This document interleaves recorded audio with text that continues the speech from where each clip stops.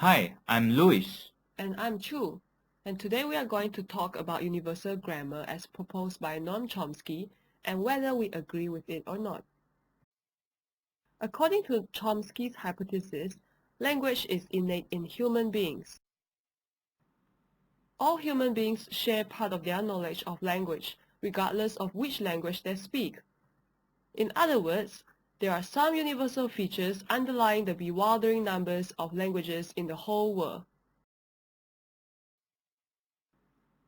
Chomsky believes that there is a language acquisition device in the human brain. This device is equipped from birth with a set of linguistic rules that are common to all human languages, called the universal grammar.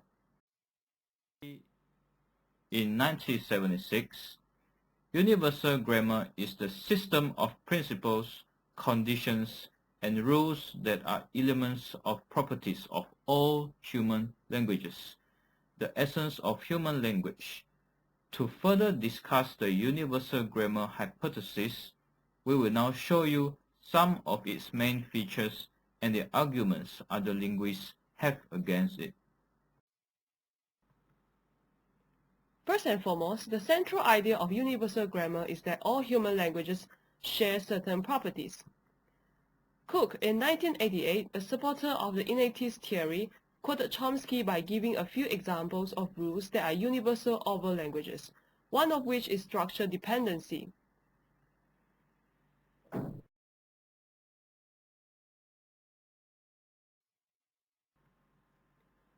Structure dependency stated the knowledge of language relies on structural relationships and syntactical categories rather than on the sequence of items, which is true in most language operations. For instance, to change the English statement, "The letter will arrive tomorrow," to a question, "Will the letter arrive tomorrow?" the word "to move" depends on the structure or word category, as in the auxiliary, and not on the sequence of words, in this case, the third word. This generalization covers many examples in other languages, hence it is said that structure dependency is a property of human language in general, a principle of universal grammar.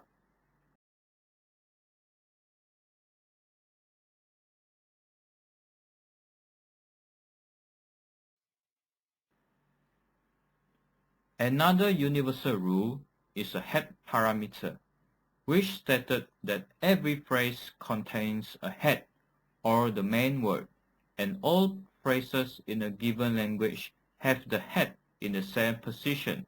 According to Chomsky, this head position differs from language to language. For instance, in an English noun phrase, "eat hungrily," the head "eat" appears first, on the left of the phrase. Same goes to a prepositional phrase, "at the stadium," and the noun phrase, "the man with the bow tie," where all heads appear first. Example, the word "at" and "man."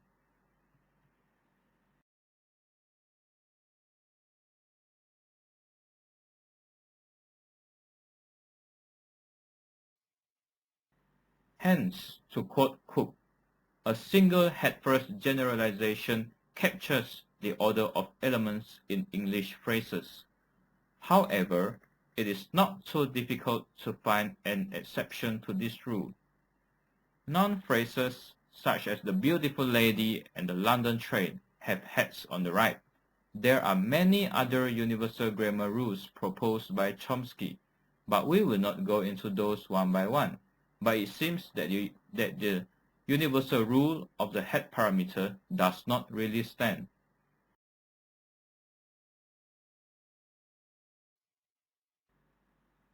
Furthermore, according to Evans and Levinson in 2009, claims on linguistic universals can only be based on the restricted sample of languages that have been studied, considering that there are 5,000 to 8,000 different human languages, but only 10% are described in grammar and dictionary. Evans and Levinson argue that no inferences could be drawn from so little data. Hence, any universals are overgeneralizations, as there is only very little data from isolated languages, some of which even lack simple features of morphology and do not use adverbs and adjectives. One of the examples is a language of the Piraha community in the central Amazon. The Piraha community lacks even counting numbers and colors in their language, as according to linguist Daniel Everett, who also opposed the notion of universal grammar and believed that language is a human invention to solve a human problem. Thus, the mere existence of universals in part of the language in the world does not support the hypothesis that these are innate.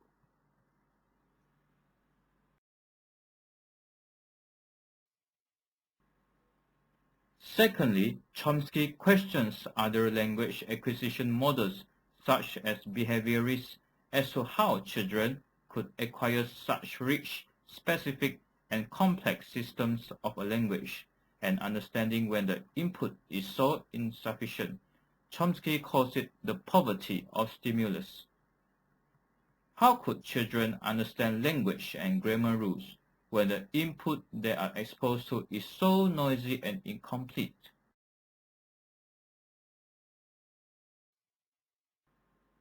There must be some innate grammar, otherwise it would be so difficult or even impossible for children to acquire language.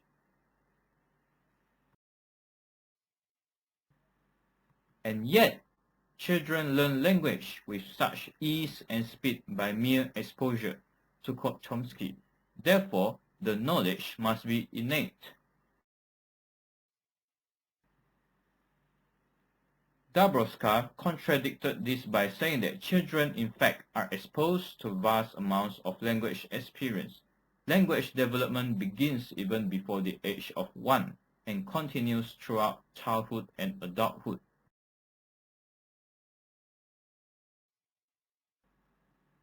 Children are exposed to language through utterances directed at them, or to other people, or from media around them, almost every waking hour of their lives.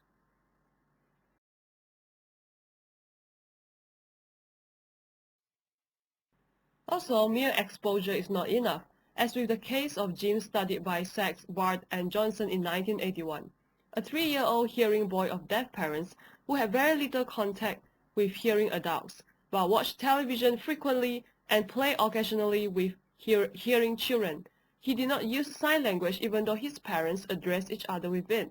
He was found to have very poor comprehension of spoken language and severe articulation problem.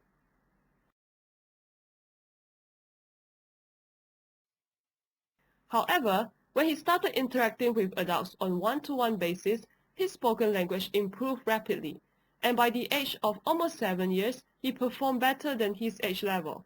This shows that although Jim was exposed to language through watching television and occasional interaction with other children, as well as his parents' sign language, he did not acquire language until he interacted with competent users of the language.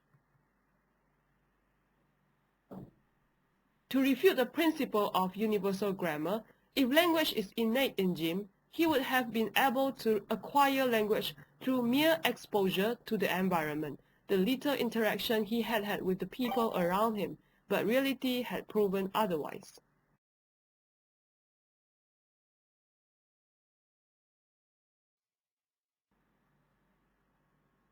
Next, language is one of the main components that differs human beings from animals.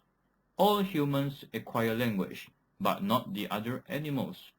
There had been experiments to teach language to animals such as chimpanzees, gorillas, and orangutans, with some measure of progress, but it had been refuted by innatists, who supported Chomsky's ideas such as Cook in 1988, that those animals did not acquire language naturally because they are taught artificially or understood the abstract features of language. Hence, language is considered unique to human beings.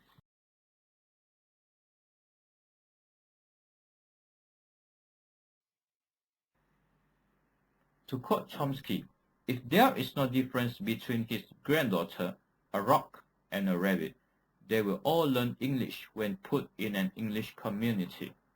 Otherwise then, language is innate. Nonetheless, this component of the innatist principle seems to be the least controversial of all. Humans are cognitively more developed than any of the creatures ever existed in this planet.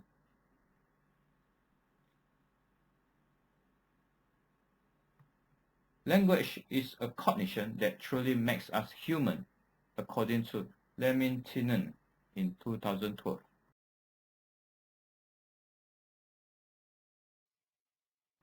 However, that does not prove that language is innate in humans' brain. It just shows that humans' cognition system is more developed than other animals.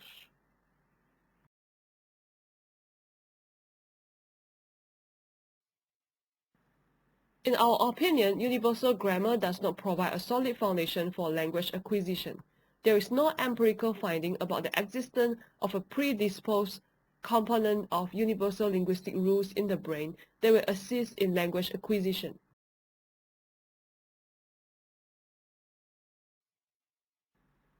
In Malaysia, English is a second or third language for some children and foreign for others. Hence, English language acquisition in Malaysian children are usually very much affected by their first language, be it Malay, Mandarin, Tamil, or other local dialects. The result of the nationwide primary school evaluation test, or Ujian Penilaian Sekolah Rendah, or UPSR, by the end of year 6 shows that generally, urban school children do better in the English language than rural school children. We can deduce that urban school children have more exposure to rich language resources and the outside world through media and the facilities provided compared to rural school children, and hence such language-rich environment enables them to master the language better. Whereas in rural areas, some children do not even hear or see a word of English apart from the English lessons in school. Reality tells us that English is the killer subject in examinations for rural school children.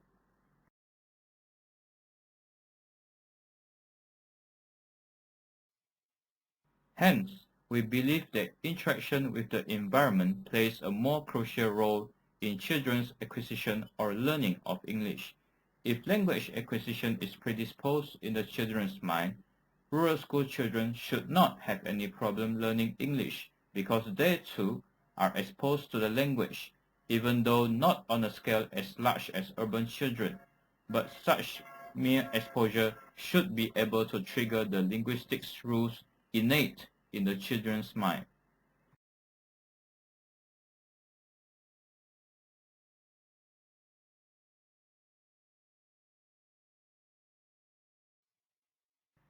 Besides, we also agree with Piaget's idea that cognition is the basis of language acquisition,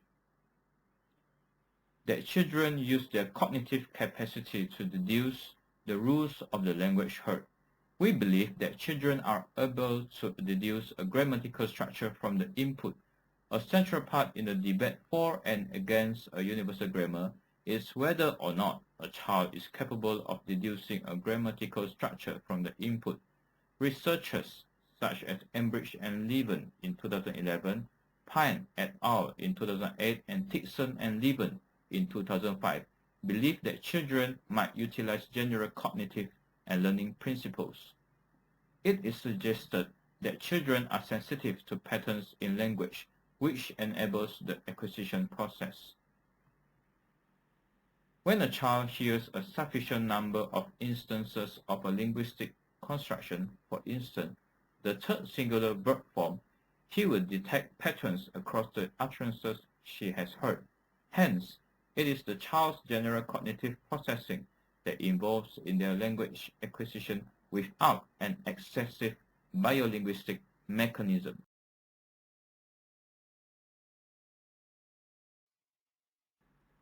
In Malaysia, English is a second or third language for some children and foreign for others.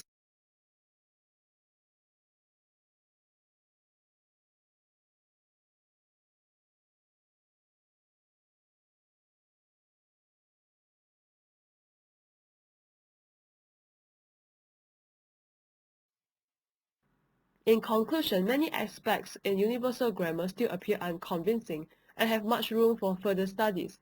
Investigators of universal grammar are still trying to convince that language is a task too challenging to overcome without specific innate equipment, while many others, such as constructivist researchers and sociologists, are arguing for the importance of linguistic input and environment.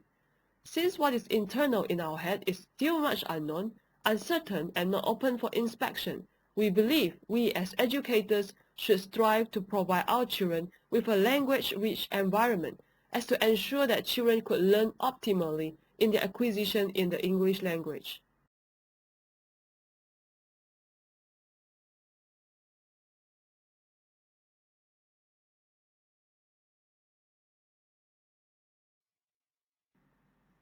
Thank you for watching.